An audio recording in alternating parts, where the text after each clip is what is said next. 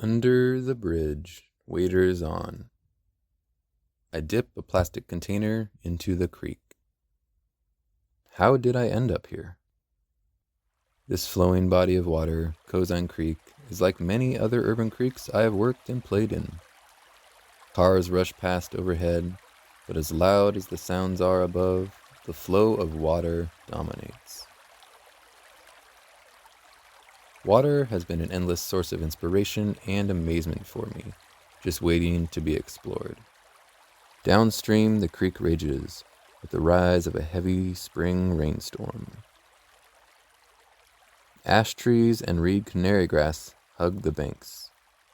Keith is on the search for garlic mustard, a rare invasive species in Yamhill County. I grew up playing in small urban creeks, catching crawdads, racing sticks, and skipping stones. By age 10, I was thrust into whitewater rafting down the wild and scenic Rogue River. I was forever humbled by the force of the water. As I continued to grow, I always sought out work and play opportunities surrounded by water. Whether it was salmon spawning surveys, water quality sampling, or planting native trees along riparian areas, I developed an appreciation for water. I learned that no two streams are alike. So what is it about a river or a creek that makes a watershed healthy or not?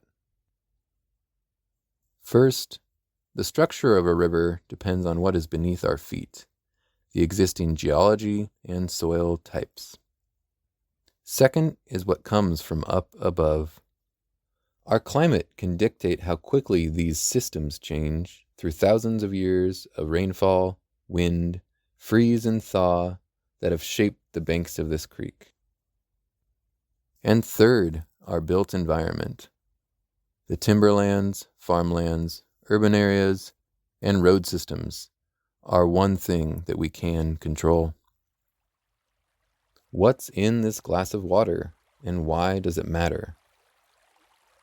It will be sent to the Department of Environmental Quality lab and analyzed for pesticides.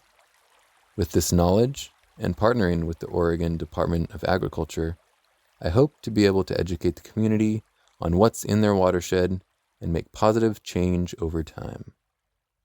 Pesticides are but one part of the story I'm interested in exploring. The more I get to know my local watershed, the better I get to know myself. And I guess that's why I'm here and I keep coming back. It's hard to beat this office environment.